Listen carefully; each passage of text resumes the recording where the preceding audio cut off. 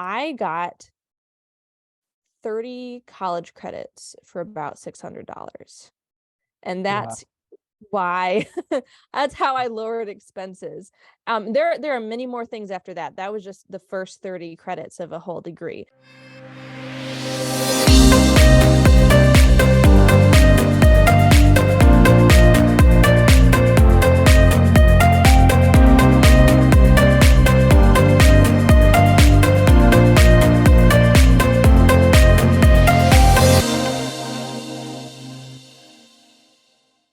Hello and welcome back to another episode of the Welcome to Christ Show, a show where we inspire the masses to become financially free while building God's kingdom. On the show today, we have Miss Carol Walker. Miss Carol Walker is a debt-free college graduate, entrepreneur, and the host of the Money and Mental Peace podcast, where she offers guidance to Christian college girls on how to pay for college and make decisions aligned with God's plan without taking on debt. With her personal experience and expertise, Kara has helped students find peace and direction and financial stability as they navigate their college journey. And in this episode, we will talk about how you can go to college without incurring any debt and how Kara has did the same and also started a business without incurring debt. So thank you for being here, Miss Kara Walker. Thank you for having me. That was like a great, kind uh description, bio. Thank you. Not a Yes. problem. How are you doing today? I'm great. I'm doing good. I'm feeling good. Was super honored to just hear from you randomly because we have such similar podcasts, and whenever I connect with collaborate with other podcasts, sometimes it's kind of a stretch trying to do something that kind of is similar to each other. So I really appreciate what you're doing, and I truly think that we can, if our mind is focused on Christ as our first ambition for the kingdom, then it's wholesome and good to build wealth for the kingdom of God. So I love that. You're 100% right. And I guess, to start the conversation, what got you inspired in this journey? Of wanting to teach other people about, becoming financially free and going to college without debt? Like, how did that journey start for you? Thank you That's for really asking. Sure. If you don't mind, I want to do a little quick disclaimer. Unfortunately, I've connected with other Christians who ended up being really new age and whatever, and that's not necessarily you. I'm not seeing that as you, but what I'm saying is I've had to do some little disclaimers of if we believe in Christ, believe in the core tenets of the faith, I call you my brother in Christ. But who knows if we'll agree or disagree with all aspects of faith and Christianity. So what I'm talking about right now is just what I'm talking about right now, and it's not necessarily the opinion of the interviewer or interviewee or whatever. And I'm sorry that I have to feel like I have to do that disclaimer, but I've connected with enough other Christians who are quote unquote Christians. And I just want to make sure that any of your listeners know that. Also, if I ever get into some big scandal, then you're protected. I'm not planning on a big scandal. Don't worry about it. So that's my disclaimer. And then how I got into it, is that what you had asked me, right? yes. Like what was the start? You start off college, debt free. So how did you go about positioning yourself to be a college debt free student? Currently student loans are a big topic. They talk about Washington D.C. and a lot of people are facing. But how were you to position yourself for 4 years and not incur any debt? Yeah. Okay. Thanks for asking. So I got inspired by it when I had a personal finance class in high school. And it ended up being Dave Ramsey's Financial Peace University. And it actually, I know they have high school curriculum for that now, but this was actually just the main one that he does. So that was kind of cool. Also didn't entirely apply when they talked about retirement, but I'll tell you what, even telling high school students about retirement made me excited to I can't wait till I finish college and I can start investing. So I mean, just for anyone out there listening, if you have teenagers and whatever, this is a great time to talk about that. But that was a side note. I was interested in just the concept of building wealth and wow, Christians can become millionaires, but in a wholesome, godly way and stewarding the money well. But it's actually, there's a step-by-step way to lay it out and do it. That was Yeah. amazing to me. And if anybody listening doesn't know about Dave Ramsey, he has what he calls the 7 baby steps of, doing things in a helpful order, like saving an emergency fund and paying off debt and doing various things in an order that just made sense to me. And I was inspired, and I was like, if I'm going to do all this, though, I want to go to college. I think I need to go through college and graduate debt free. But I didn't know what I wanted to study at first. So I was like, that's even more reason to not get loans, because I don't know what I wanted to study.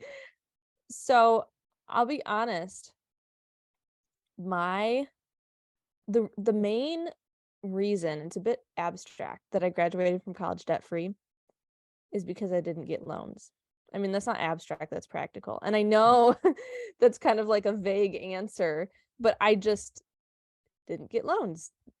And in my mind, and to clarify, I'm not going around telling people, Christian, if you got a student loan, it's a sin and this, that, or the other thing. But in my mind, it was just like not even part of my vocabulary, because that was my goal. For example, like if someone gets married and each other are like, divorce is not even going to be in our vocabulary. We're going to have biblical marriage counseling if need be, or even if need be, just for like support. Just it was almost like loans weren't in my vocabulary, and that's the main reason I graduated from college debt free, because I just figured it out otherwise.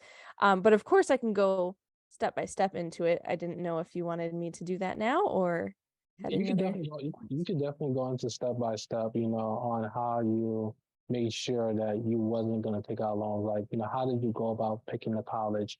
Um, you know, why did you pick that college? And what was the step from there? If you did get scholarship, how did you go about applying for scholarship?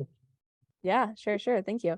So a lot of people think of paying for college with getting more money to pay for college, but we also need to remember there's lowering expenses. And I don't just mean like buy the cheaper food, not the more expensive food. I'm talking about like actual classes and tuition. So for one thing, I didn't know what I wanted to do, but I just told myself I need to do the next best thing, just one small step at a time. My college journey was really an example of God only showing me like a couple steps ahead of time how to plan, even though he had a great like pathway eventually set up. And what I did was I found out about these tests. They're called CLEP tests. CLEP stands for College Level Examination Program.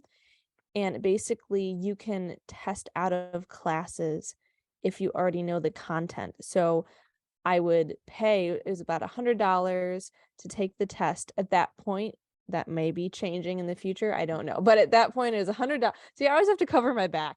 At that point, it was $100. And if I passed it, I got 3 to 6 college credits to transfer to a university or a community college and whatever.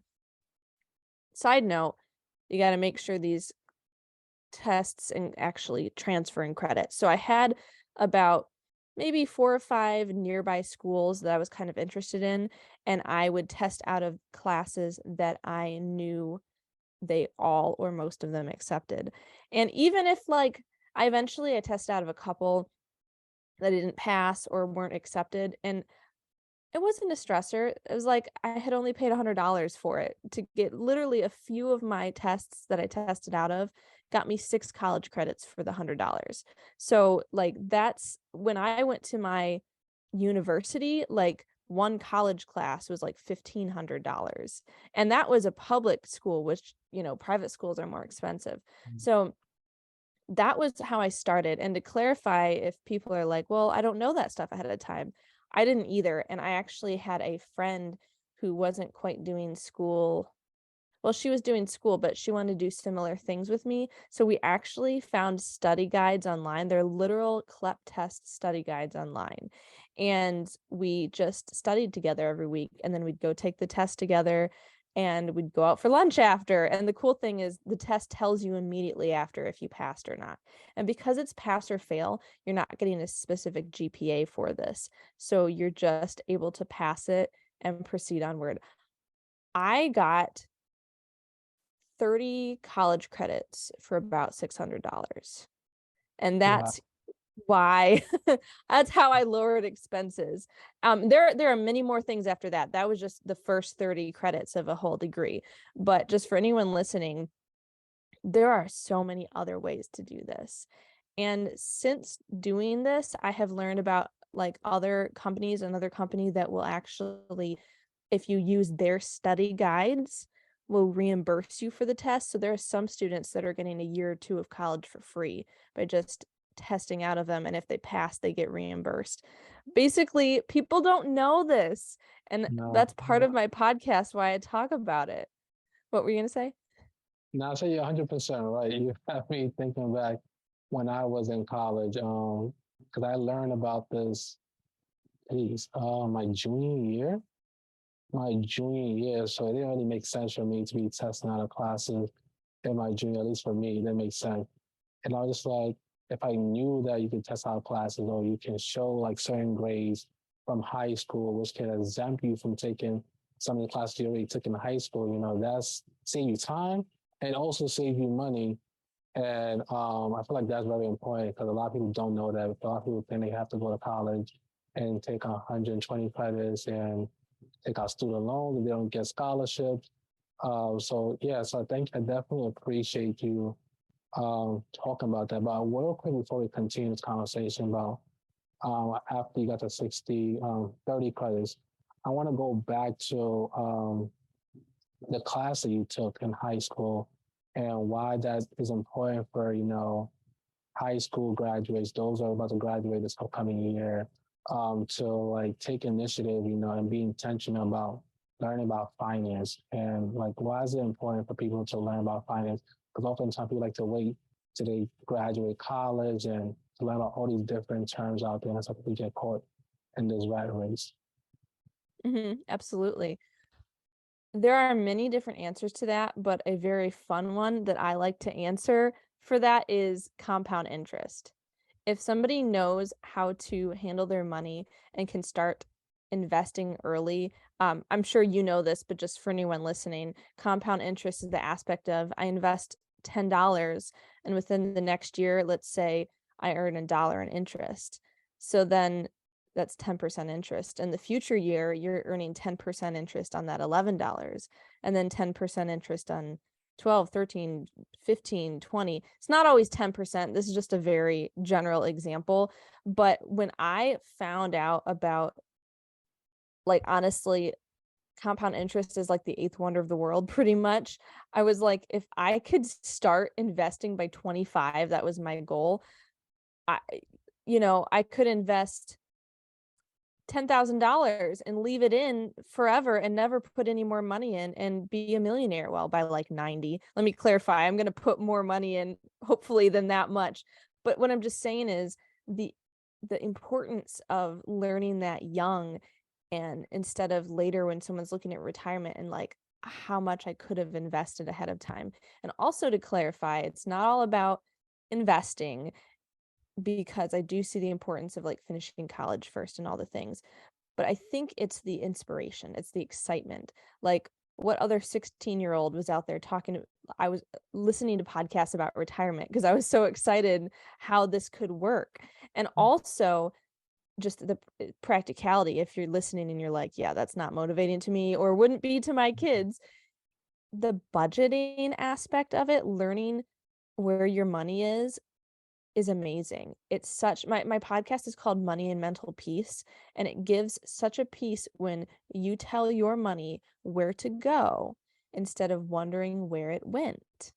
And It's that's a true. Dave Ramsey quote. It's my favorite. Tell your money where to go instead of wondering where it went. And a budget is not a straitjacket. It's a calendar for your money. If something changes mid-month, you can just go tweak it on your budget. It's not your master. Like it works for you, but at least there's peace in that. And so starting early, I think, and importance of it in high school or earlier or whatever, I think is great for peace of mind and also stewarding the kingdom as well as knowing ahead of time how you can get started early in compound interest because, compound interest is my friend. So, Hey family, I hope you're enjoying this episode so far. And if you are and you have yet to subscribe to us here on YouTube, please hit the subscribe button. And also, if you're listening to us on Apple Podcast and you have yet to leave us a 5-star review, please do so. Now back to the episode. You're 100% right. Compound interest is definitely the way a lot of people get wealthy. And, that's something I can say a lot of people agree with David. And that's one, all these different people, we can all agree that compound interest is definitely a great way to build wealth. But, one thing that, that stood out to me when you're talking about, when you decide to go to college is that you did not know what to do. And, a lot of people are in that same thing, in that same goal, same position right now, where they don't know what to do in terms of whether they want to go to college, whether they want to, I don't know, go to trade school. But you eventually went on to go to college. But my question is, how would you advise someone to reach out to God, pray about, directions, you mentioned God was just showing you things, a few steps at a time. And I feel like, when you're in that age, it's very crucial to be hearing from God so you don't go astray and do something that you're not supposed to do. So how would you suggest or advise people to go about praying and seeking wisdom from God at that time? I love that. You're speaking all the questions that I love to talk about, so thank you. When I recently read a devotional about spiritual warfare, and this does have to do with it, I promise. And it was cool because there are times for more, dramatic fighting and prayer and joint in prayer and for spiritual warfare. But this pastor had said one of the best weapons is just being intimately close with the Father, and that only comes from just that daily discipline over a long period of time, and not just like a sudden marathon of talking to God for 10 hours and then you never talk to him for 2 months. You know what I mean? Like, and so the first step of that direction, like what in the world am I supposed to do with my life, is do you even talk to God every day? And not you, but whoever's listening. Do you even read your Bible every day? And that can seem a little overwhelming when I talk to stressed college students who also work, who also have bills and go to school. But we notice that the Bible never says, in March, you spend 10 minutes a day with God, and in July, 5 minutes, and in December, it's an hour. It's very much a touch base. Think of a relationship. You might not be talking in depth with him every day, but there is usually, especially, I mean, if it's like a spouse, it's good to touch base with them. And so while it's great to have long Bible studies at times, in my personal life, I try to always still have a priority of, even if it's a busy day, there's still a time of prayer. And even if you're driving, listening to a passage of scripture, and you're commuting somewhere, listen to that for 3 minutes and pray for 5 minutes, and then just sing a worship song. You just did 10 minutes of God every day. It could be a focused sit down time, which I love, but it can be while you're driving to work, or for my students listening, walking to your next class across campus. How in the world we are going to just fight the good fight and also know the heart of the Father to actually follow his direction for our life is that we actually talk to him and hear from him. And that's not always, I mean, it's never in an audible voice to me. Maybe it is for some people, but that's very much just a like daily welcoming him into the equation. Sometimes I literally just get in my car and I'm like, God, I welcome you into this car drive, like wherever, please keep me safe, but also whatever you want me to think about or listen to on the radio. It's just like opening up the connection. God, okay, this is not straight from the Bible, but this is an analogy. God always has, the phone turned on, ready to listen to you, but you kind of got to call him and open up the connection. He's not going to be busy and not listen.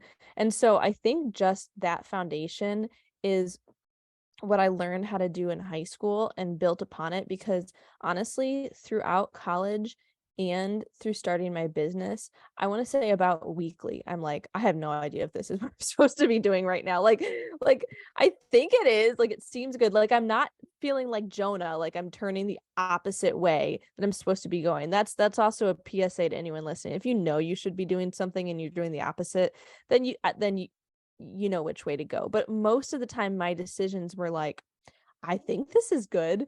God, I want to stay close to you. Will you close the door and open the window if I need to jump out the window? What it is very much a just staying close to someone like a friend to be able to hear wisdom and advice from them. And honestly, though, a lot of the times when I'd make a decision on where to go and what to study, I definitely had wise counsel and brought prayer into it. But a lot of times I was caught between two or three good options. And God is not only our loving friend, but our loving father. And a human father, well, some might, but isn't going to micromanage and tell you what to do every single time. Of course, if God's telling someone what to do, listen. But I mean, there's so many times in my life where there were just several good options, and it really felt like God was like, just choose, like, and stay close to me and just choose and do the next best step and the next best thing. And that's really the only way I got through college was like literally only being able to see a few steps ahead of me, not 3 miles ahead of me. Even though I really, really wanted to see 3 miles ahead of me because I'm a planner.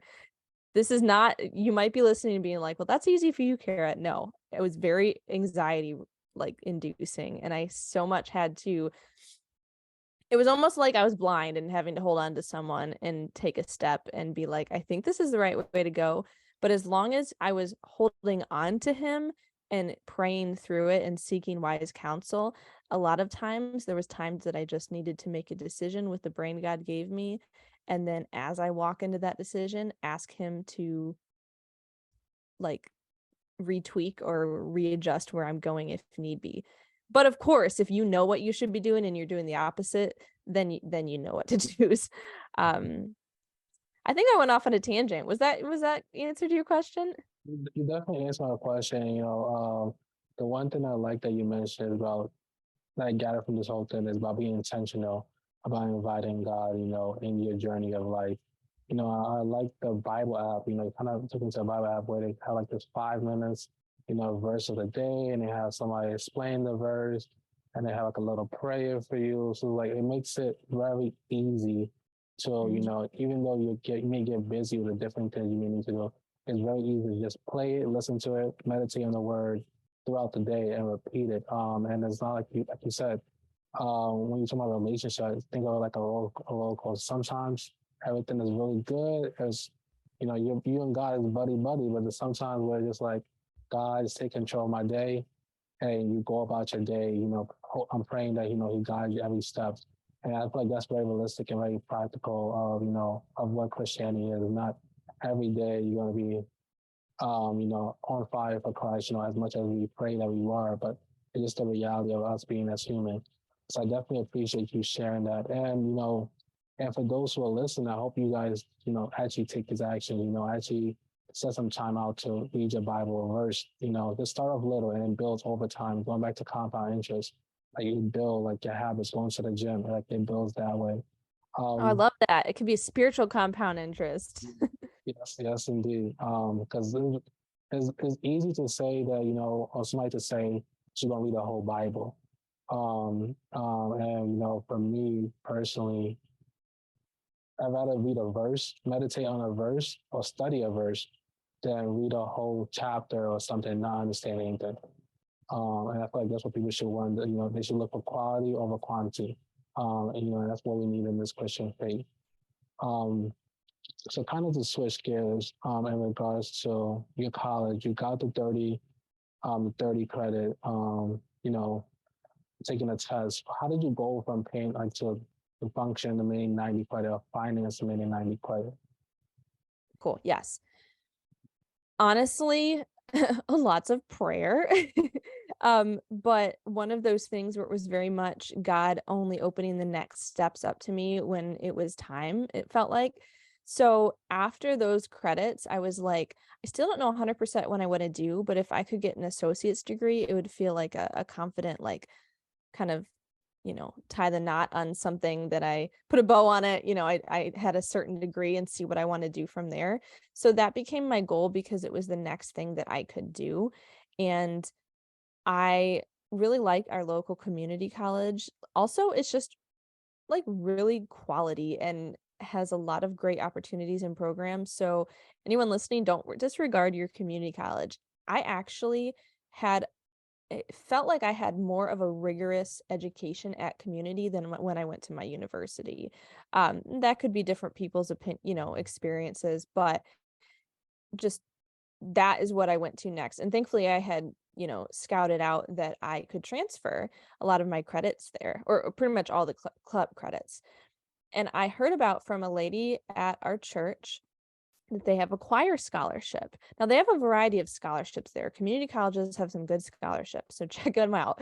But they had a choir scholarship, and get this, this is where it was just kind of we have an amazing community college. They had full ride choir scholarships. Now it was Wow. for the 2 years, so it's not like full ride for the 4 years because it's 2 year school. But I was like amazed. They also had full ride band scholarship and a few others that were more on academics. But this is fascinating because it was something that somebody didn't have to have the best GPA to do this. So, but I looked for this after the deadline was over. So this is a Mm. PSA to anyone listening. Still pray and still initiate, because I contacted the director and I said, is there any way you need more people, or, you know, there's still scholarships open? I know it's past the deadline. And she said, yeah, actually, somebody gave back the scholarship because they're going to a different school. So you can Oh, come audition. And I wouldn't have known that if I hadn't just asked. And I actually have a friend who got a women's scholarship, and he is not a woman, but nobody else had applied. So just a heads up to apply to scholarships, people. And so I auditioned and I got this choir scholarship. And also, if anyone's listening and say you don't know how to sing that well, I tell you what, there were some people that got the scholarship that didn't sing that well either. So again, sometimes you just need to try if they have more money left. And amazingly, I was ready at that time in my life to go full time, because previously I'd been testing out of those classes while working. So I kind of transitioned into just working very part-time and full-time classes. And I actually did 2 years at my community college. And the question might be, why did you do 2 years if you already had 30 credits? Well, I got my associate's degree. And then the cool thing is I was looking at local universities, or semi-local, because I wanted to commute. And one school had an articulation agreement with my community college where you could do a lot of the classes there at community. So I ended up doing like another year at community college, still paid for with the choir scholarship, and got to do like 2/3 of my degree on community's campus before transferring to the university. And that there are quite a few schools that have community college agreements. And so that's just something to look into. Additionally, in that time frame, I actually didn't tell you exactly straight. There the 2 years that I got paid for with the choir scholarship were split up, because in between there, I actually did an internship with the National Park Service. I know that's kind of a quick 180, like it just kind of changed around, but I was at the point where I was like, I have my associates about, like, that's great, but I still don't know what I want to do. And so there's that whole having an experience, having an internship, and that did lead me to what I decided to major in. And just amazing, like it boosted my resume so much just to do that and to meet some amazing people. I met a family who's been to every single national park unit, and had their son was the youngest son in the Book of World Records to get to all of them. And I'm talking about like 420 of them, not just the main parks. Side note, but like their life, wow. their family is like goals, like their homeschool family, and then let's just go travel and teach. So with the internship, I also got an education award, which is pretty much just a scholarship, but it was more of like you had to finish your allotted internship hours to get the education award. And that was connected with AmeriCorps, which a lot of people know about that, with like a service and volunteer and internship um, company. So I could use that to take to my university. once I was done with the choir scholarship, stuff at the community college. And also, I just kind of started piling up some other scholarships. So I was in an honor society at the community college, and turns out as a transfer student to my university, I got $3,000 a year just from being in that honor society. I didn't even know about that, and I gotta be honest, I didn't do much of at all with the society. It wasn't like it was a club too, but it wasn't like you had to be that involved. I just like, sure, I'll join it, and then I got money out of it. And so don't disregard random emails like you're invited to be in this group, because there might be some perks. Also some transfer scholarship, and then this is another thing that's God. I got to tell you, I took longer to finish college because I was doing it without loans and I didn't know what I wanted to study. And I admit that I felt like I was kind of behind, of everyone. But in the US, if you're 24, you count as an independent student, which means they only count your income and not your parents' income on the FAFSA as previously. So even though I was working, I wasn't in a career job, I wasn't making a ton of money. So then I started getting government grant like college assistance, because they're like, wow, you're poor. I was like, I am? Okay. And I sometimes I felt a little bad, like there are probably people that need this more than me, but there was no way to give it back. And so I said, okay, I'll try to use this for your glory, God, and go through that. And to clarify, throughout all of this, I had been saving money. I'm also just a saver, and I understand some people don't have that mentality, but I had been saving money, and some periods I would use cash if I needed to pay for some books, or I know that there's a semester where all of my scholarships just didn't quite cover it. But it was really through a mixture of grants, scholarships, internships, and just the God glue of holding it all together to actually do it, that I actually could graduate. See, I don't even know if I've told you this, because I don't always remember who I've told or said it on my podcast. And I feel sometimes a little awkward talking about money, but this is to the glory of God, and this is a podcast about money, so I'm going to say it. I actually graduated debt free, but with $10,000 left in my bank account, because I hadn't needed to use it from compiling the scholarships. And that's God. And that's also from budgeting, because I would make sure every month to set a little aside. And again, that wasn't all from college. That was me being a saver in high school too. But it was just a mixture of so many things. And I haven't even gotten into the rest of it, which I go on my podcast. There are ways to find really cheap textbooks to rent. There are ways to become a note taker, where you sit in the class that you're already going to be in and take notes for like a disability student that needs help with their notes. So I would get paid to just sit in class. Like I would be like, I want to be paid to do all these things. Like I would work at the gym so that I was like paid to work out when it wasn't busy. I worked at a really quiet student job where I just answered phones occasionally. So I did my homework. So I got paid to do my homework. I tell people there are so many ways to just kind of fit the puzzle pieces together, but it really does depend on different people's like lives. Like not everyone's situation will look like mine. And I'm trying to think if that's pretty much all of the different ways. There are probably other little hacks here and there that I would learn, or sometimes I'd clean for my grandparents or do other little side jobs to earn some money. But yeah, that's my debt-free college story. Now that's really impressive. And it's impressive that you was able to save $10,000, and still have that at the end of the year after your 4 years in college. Because just going back to the statistics, less than 60 or 70% of people actually have $1,000 saved for emergency fund. So the fact that you was able to have 10 times more than what most people don't have is pretty impressive. And I want to Oh, kind I'm of sorry. I'm sorry. Can I mention I did live at home with my parents. So I know not everyone has that in experience and opportunity. But I also paid for my own bills and my car and my tuition, and you know what I'm saying? So I do want to clarify that there was that extra blessing, which I so appreciate, but I don't want to take for granted that everyone else would have that opportunity. So thank you for letting me interrupt. Thought that was important to note.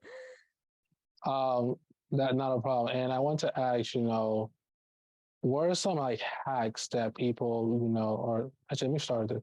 What are some, how can people go about finding more about scholarship, like a different scholarship that they may be available in their community or just nationally? Like, how can people go about, and where can people go to find out more about resources in terms of that? Sure. I will tell you that I talk about a lot of scholarships occasionally here and there on my podcast, so come find them there. But um, scholarships are an iceberg. Okay, just I want anyone listening to imagine that. The tip of the iceberg is usually what someone will receive when they get a financial aid award letter with the school. And they're like, okay, you qualify for these loans and these scholarships. And sometimes it's based on GPA or like a transfer scholarship. And a lot of people just stop there. They don't realize there's usually more. So this is not all schools, but pretty a lot, like most that I've researched into, because I work with a lot of different clients and look at their schools. So I do look at a variety of schools, and they will have what's usually called some iteration of a like general scholarship application, where it's like, yes, you received some just for enrolling and just like on your GPA and your status and whatever, but there's usually others that you have to go apply to. And it's oftentimes in a big kind of like mass application that once you fill all of that out, then they kind of apply to all sorts of scholarships. That is a next step for scholarships within a school.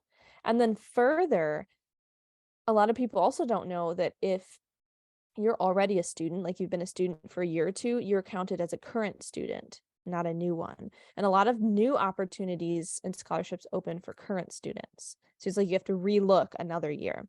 And then once you're in your like focus major, your department, you're doing accounting, you're doing teaching, you're doing engineering, there are usually department specific scholarships. Sometimes those are within those general scholarship application one that I mentioned earlier. Sometimes not. Sometimes you have to kind of dig or ask like departmental advisors about them. And so it's like there's always a layer deeper, it seems like. And then on the flip side, I have a lot of clients who don't know exactly what they want to study yet or where they want to go. We can still find scholarships. There are usually scholarships connected sometimes to um the work, like the jobs that the students' parents have, like their mom or dad works in a company that has scholarship opportunities for the workers' kids. Sometimes some church denominations have had that. Usually that's more if you're going into ministry, but that's an option. Other times it's just like local community scholarships. But on top of that, you can like cast the net wider. And there are honestly just a Google search of like scholarships in March, like for March deadlines. And there are a lot of just random ones, kind of what I just say out in the world, so to speak, on a different, like a variety of scholarship databases. For example, these are just a few. There's scholarshipowl.com, unigo.com, chegg.com. I think there's one that's just called scholarships.com. And they will have ways that you can set up an account and put your personal information in and share and like they kind of point which ones you might qualify for. There are definitely there's a lot more strategy in actually like applying and getting the money too, because sometimes it's essays and other things. But I guess I just want anyone listening to know that scholarships are an iceberg and there's way more beneath the surface that meets the eye in just the financial aid award letter. This is what you get. Like that's just the start. That's just the start of everything. Yeah.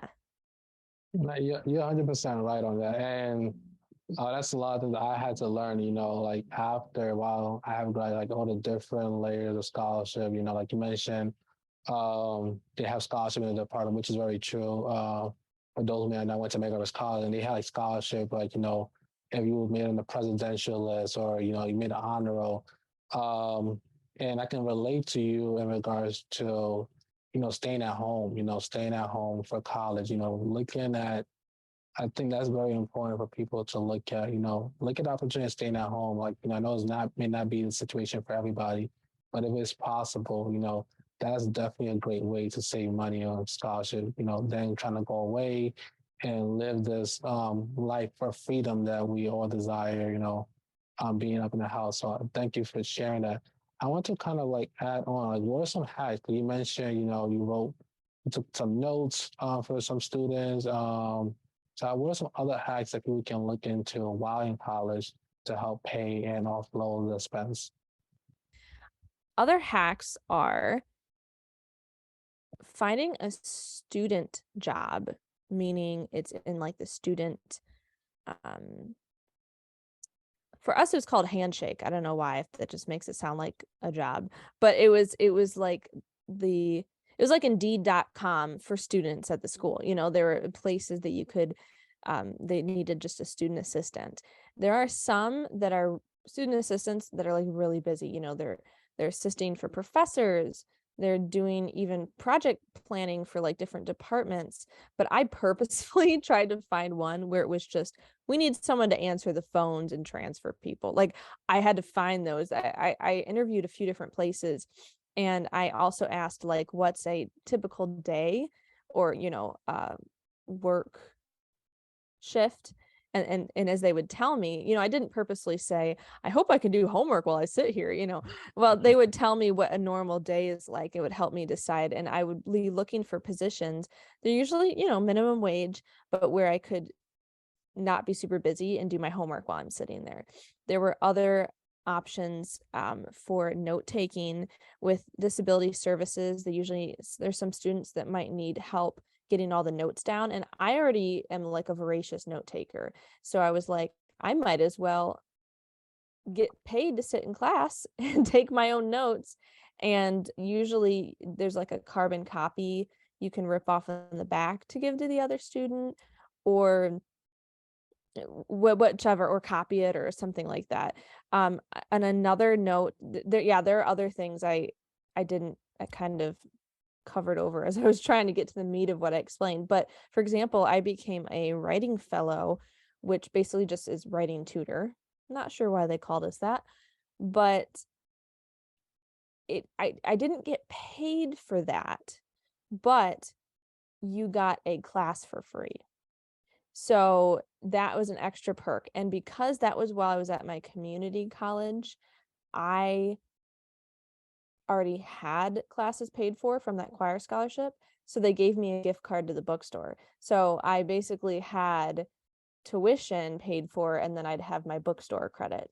There are other ways to, and even with that, I want to reiterate to anyone listening, I had heard about writing fellows, but you had to be recommended by a professor, and no professor had recommended me, which doesn't necessarily mean I was terrible. Had just been my first semester, so I hadn't really had a lot of some professors.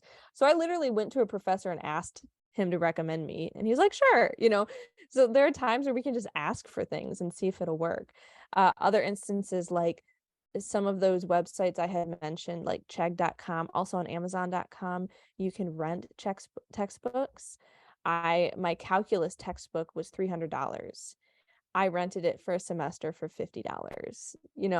Like, I had one book that I was allowed to get a previous edition. You can't always do that, but some, they don't care if you get a previous edition. The textbook cost $2. And with shipping and handling, it was $9. Like, the shipping was more expensive. Basically, I think for anyone listening, the hack would just be, if my school is telling me to do something this way, there's probably an alternative way that costs less or gets me money in the meantime. And then also a simple hack that isn't even school related, like the college told me to do, is I often packed my own lunch. And I know a lot of people just don't like that.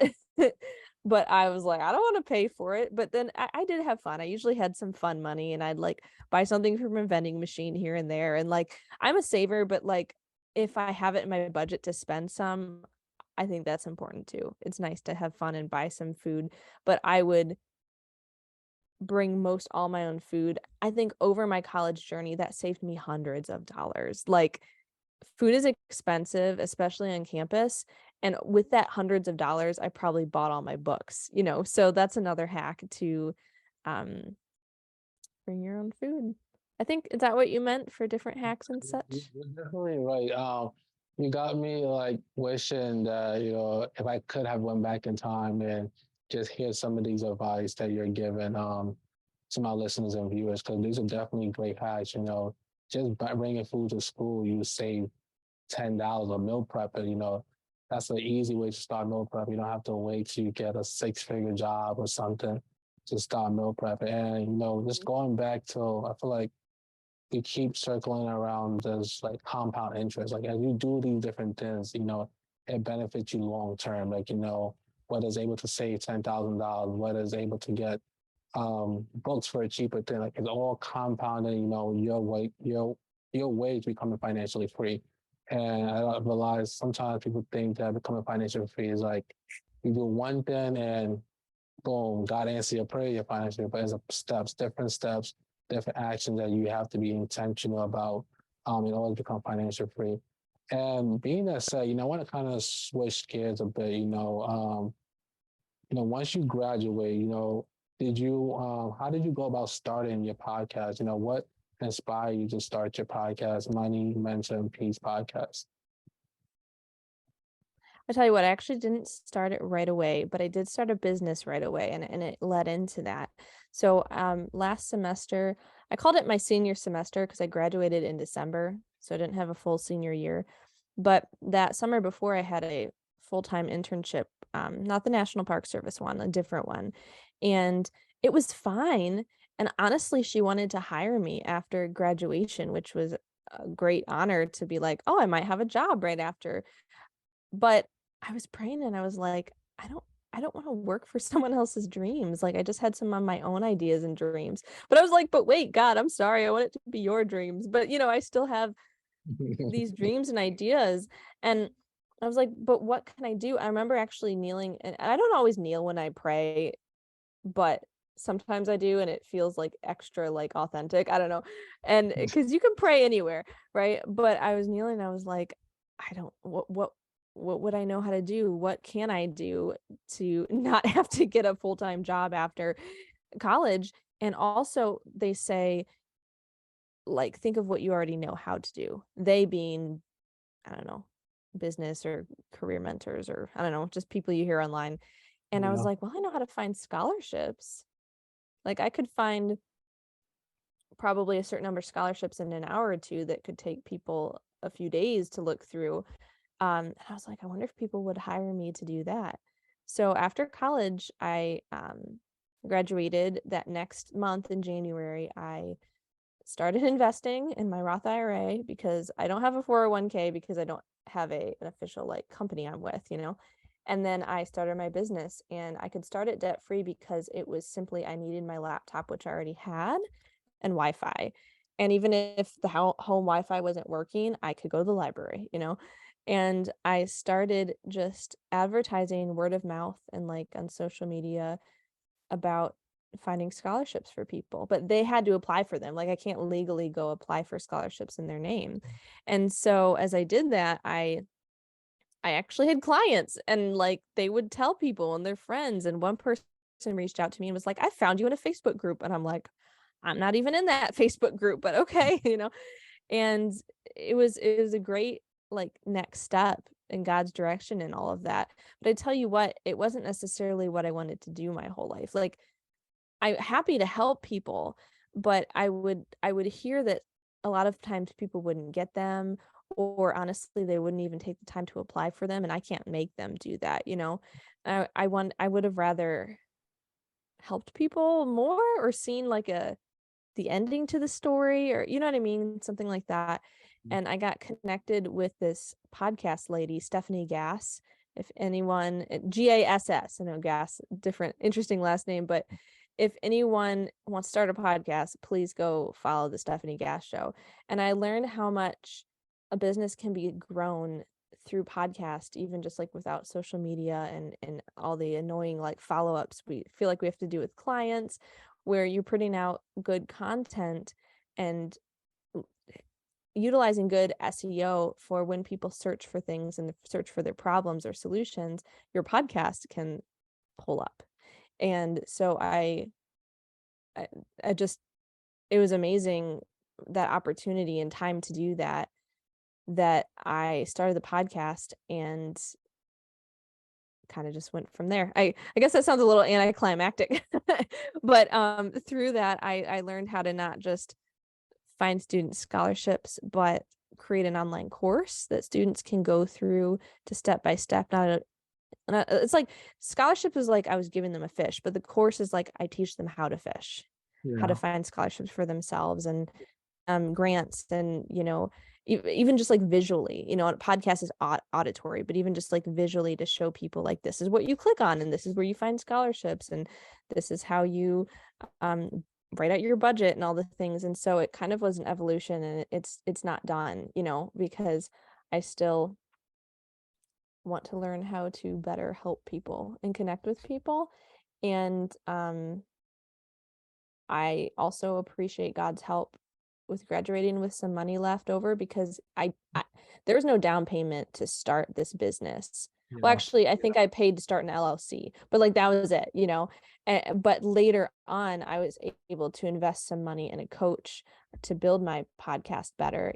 But it was money that I had saved that I didn't use for college, so it was still debt free. And I think just being able to graduate from college debt free can provide students with the mental and financial and just location and space to go to whatever direction God is guiding us to, like right after college, and not thinking, oh, I'll wait to start my life until I get this dead end job that I don't like, but at least it pays the student loans off, and then I can't start my life until I'm 30 or something. And I want to clarify, I'm not saying God can't use us while we're paying our student loans back. That's not what I'm saying, but it's just there's such a freedom to be able to use any future money that we earn for like ourselves, our family, for the kingdom, instead of paying someone back. And so that's just kind of my passion for all of that. And then I want No, to help people do it now. no, that's really great. And something that I want to like highlight that you mentioned is the fact of internship. You mentioned it like twice, and this is something that I advocate for people when they're in college to take advantage of internship, because like you mentioned, this internship is, for you, it presents you a job opportunity. And I Mhm. feel like for those who are listening and watching, you may have anyone who may be in college or you're in college yourself, look for internships. That's one of the most easy way to put yourself in the door, to get yourself, noticed. Whether it's to start a business like you did after college, and get resource, or just start any career. A lot of things that I'm currently doing is I'm still benefiting from the internships, that I did, the relationships I had from the internships I did while I was in college. Good for you. And like you said, I can relate to this like free money. And that's what I call it. This industry was just free money. It was not anything extreme, or we just like do this, make a PowerPoint of this and that sort.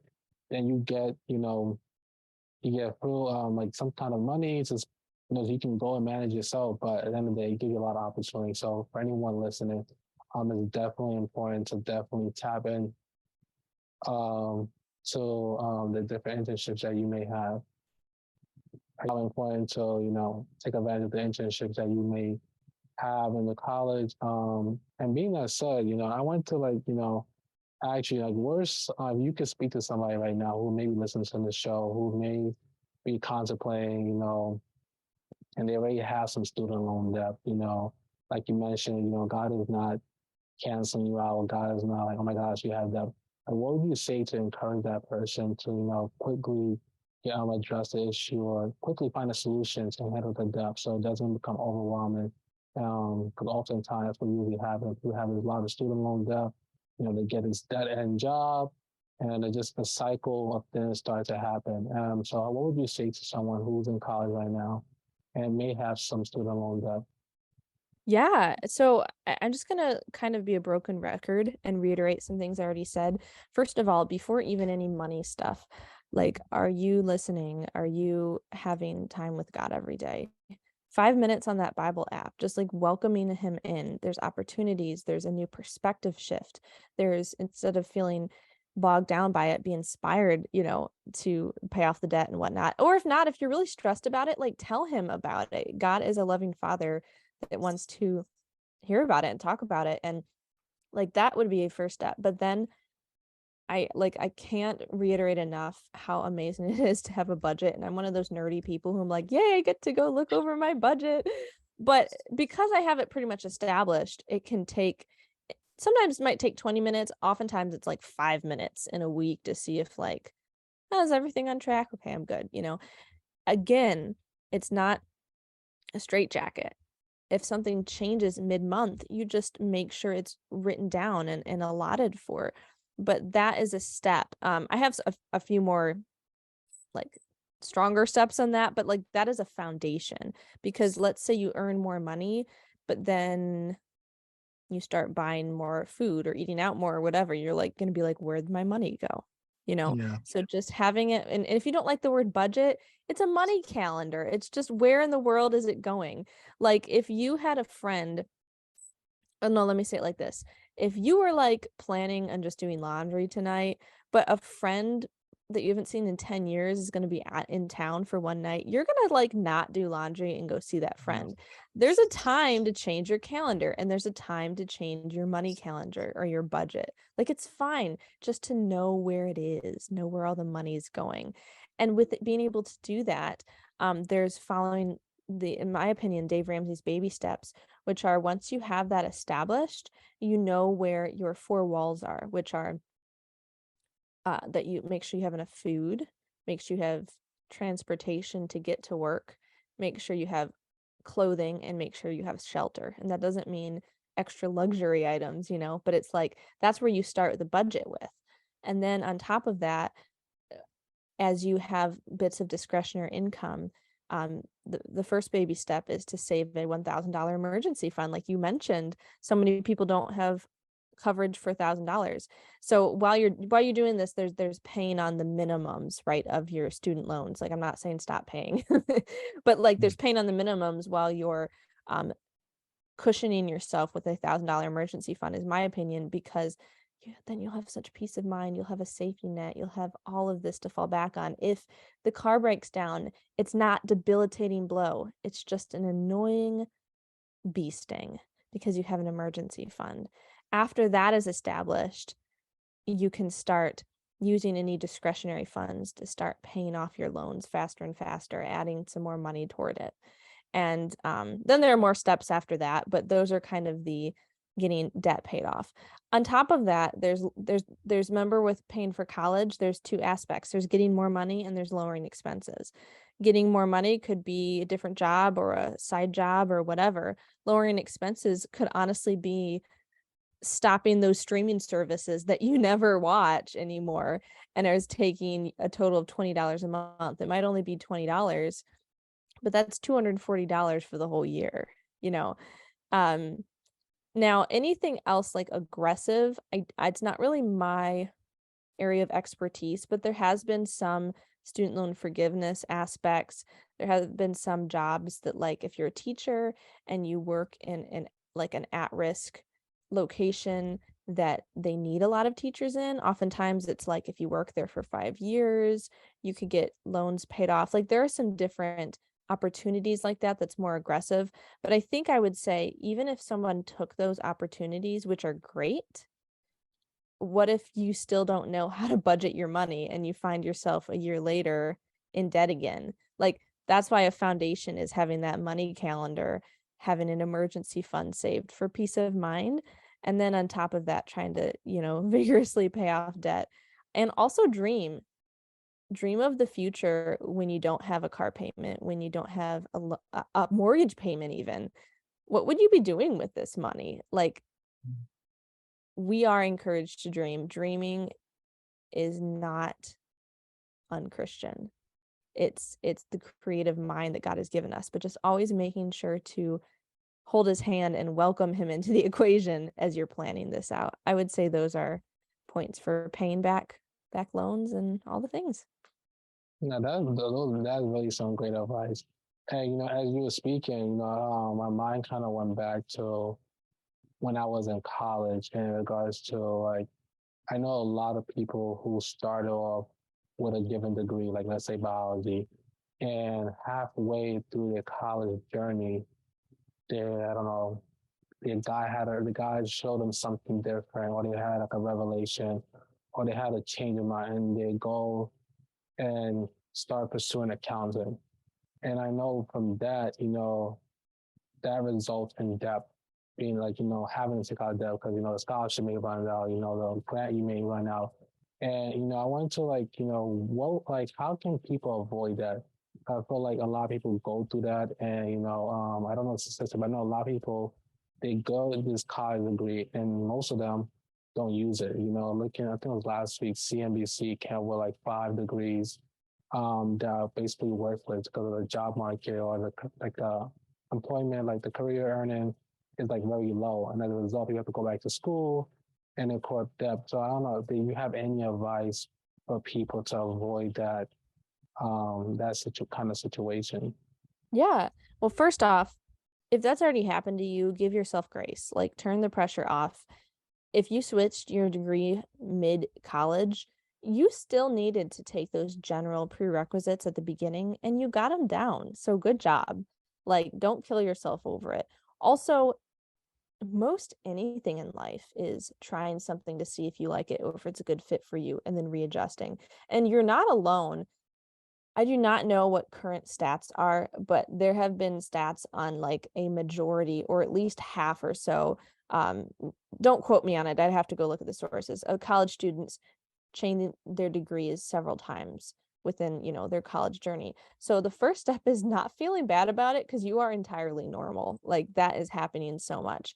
But a way to perhaps mitigate that, in my opinion, is two aspects. First, everything that we've already talked about with the relationship with God, just that daily time with him and following him. But secondly, have you been okay, so I have a couple episodes on my podcast about choosing your major. I'm trying to remember like what the aspects I had for it.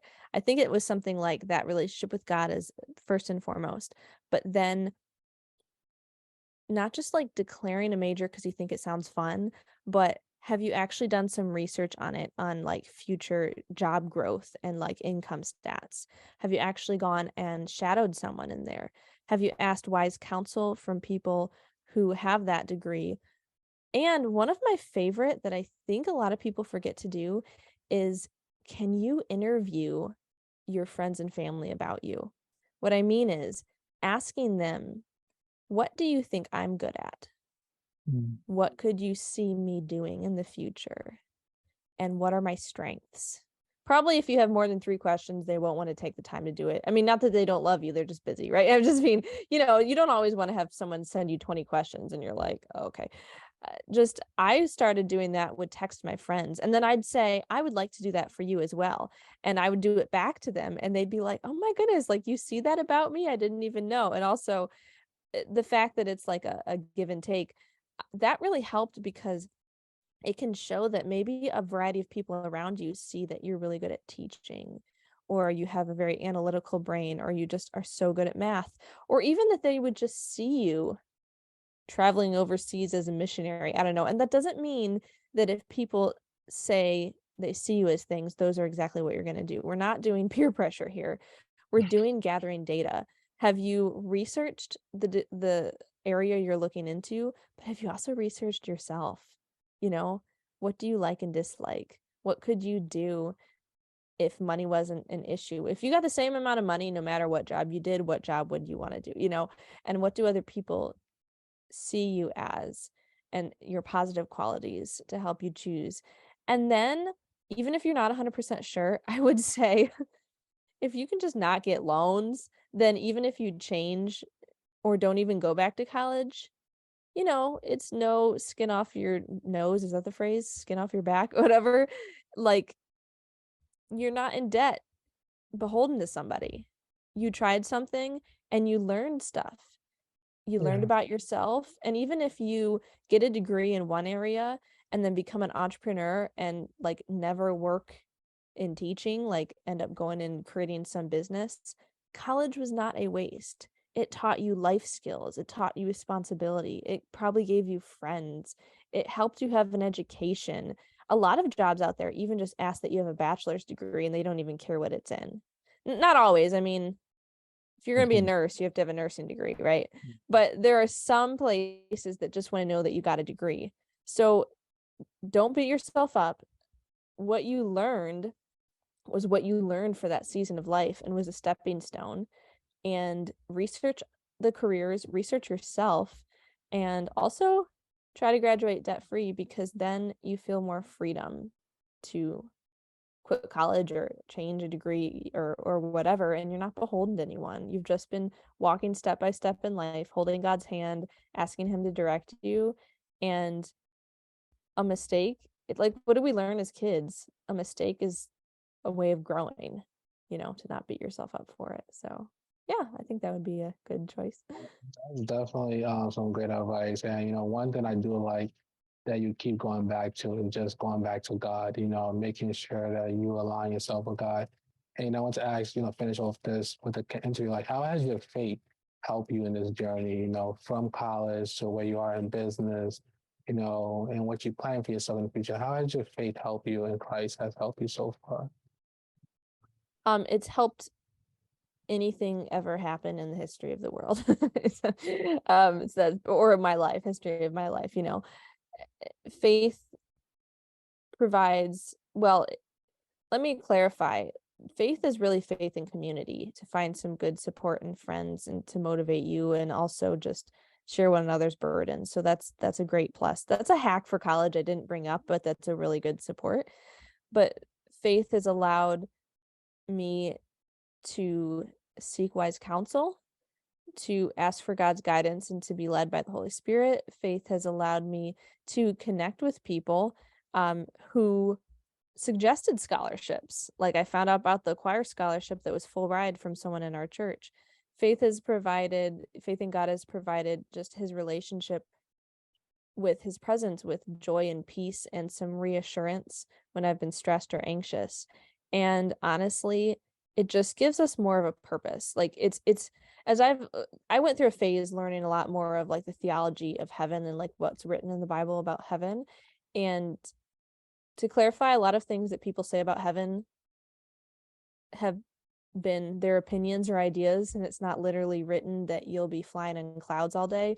It doesn't say that exactly in the Bible, but how utterly amazing the future is. And people have often called it like the afterlife, but I think this is more like before life. Like, that's when we'll be in perfection with Christ, and this life right now is before life, and there's going to be trials and tribulations, and it's helping us grow and stay close to him. But we can most glorify him when we are just going step by step, holding his hand and following his directives, following his battle plan or whatever, and knowing that we will make mistakes, giving ourselves grace. And all of that has just helped me keep an eternal perspective on what's most important, and be like, I'm trying to do this college journey and this career for you. So I welcome you to open and shut the door as you see fit. It's helped anything and everything happen, and giving peace along the way. So I think that should be, for anyone listening, your foundation in life too is a relationship with God. No, that is wonderful. I definitely want to say thank you for your time. Miss Carol Walker. Where can people stay? How can people stay in touch with you and learn more about what you're going to do in the future? If you can share that. Thank you so much. Yeah, I have a podcast that's called Money and Mental Peace. My focus as of now is helping students find God's path for college and graduate loan and debt free. As I learn more and more what people need, that might evolve a little bit. But currently it's college finances focus and encouraging you in your faith. So all free content. Come on over and listen to the free stuff on the podcast. Thank you. Thank you for having me. Like, this was an honor to explain everything and, hopefully glorify God in the process, and for you to just reach out to me and want to connect. And I really appreciate it. Not a problem. No, definitely thank you, for taking all the time of your day, honoring my request to be on the show. And, for those who are listening, like always, I hope you guys get inspired. I hope this, Miss Carol Walker sharing her story inspire you, that there's possibility for you to go to college debt free. It's possible for you to start a business debt free. I hope this encourages you. I hope this sets some fire in you. And if you're looking for a group of Christians who are working towards becoming financially free, look no further and join the Pray and Invest group on Facebook and stay tuned for the next week episode. And thank you again, Ms. Carol Walker. Thank you for having me.